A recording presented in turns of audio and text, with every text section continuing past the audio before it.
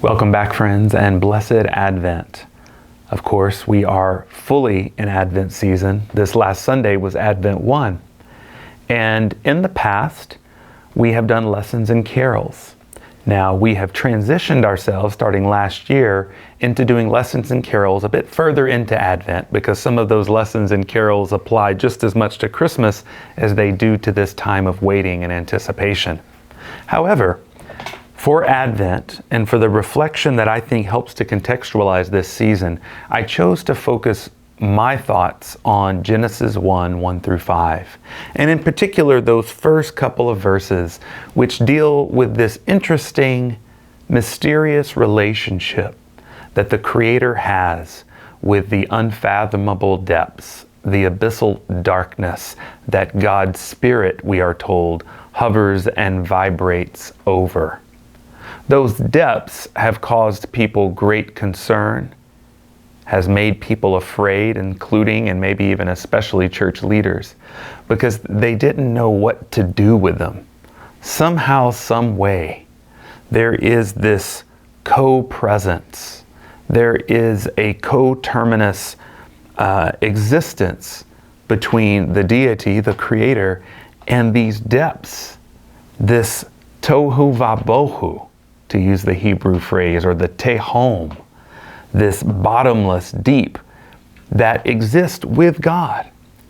And arguably in a kind of deep intimacy, it is from that darkness that all that is emerges.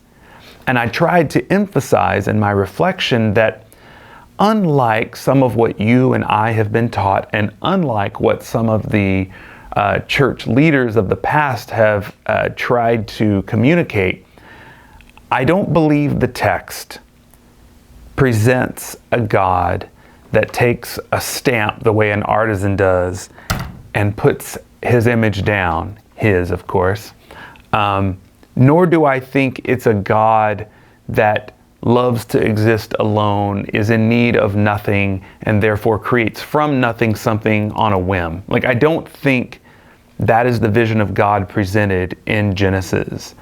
I think the vision of God that we have there is a God that coexists with the depths. And because of that deep, vulnerable relationship, is able to invite more life and more possibility to spring forth. You could argue that the deity in this passage lures creation into becoming from those bottomless, fathomless depths. The word tehom, I think, is an important word because it kind of eludes our disposition to pinpoint or categorize. It doesn't just mean one thing, but it tries to approximate that which can't be named, much like we would say of God.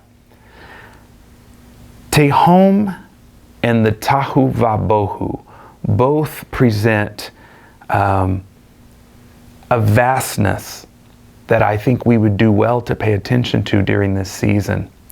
Too often we become concerned with tedium. Our lives are full of little bitty things, all of which may be important. But as a result, we miss, as they would say, the forest for all these little trees that we're tending to. And I think by naming that depth, naming that darkness, that vastness, we're able to remind ourselves that this is a season where we enter into that original creative space with God, even as we await the coming of the Christ child. I made a comment in relation to the work of Catherine Keller. She describes much of the history of Western thought and theology as tehom-ophobic, because it is built around these fears and anxieties of those fathomless depths, that watery matrix, that fluidity that is at the heart of the creation narrative in Genesis, certainly the first chapter.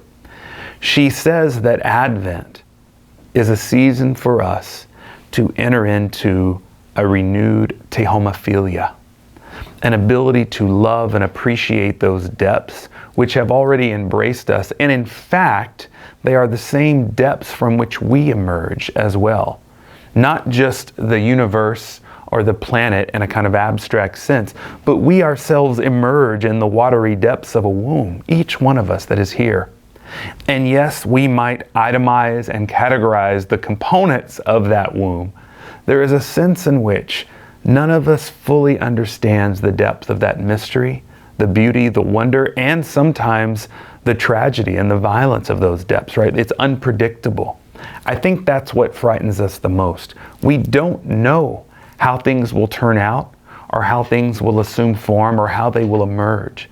We are here to enter into a space that we can't control, trusting that the Creator is present with us as we sit in that space and as we participate in this kind of co-creative invitation for life to take on new forms, forms that meet the needs of our present day. You see, Advent is a time of preparation.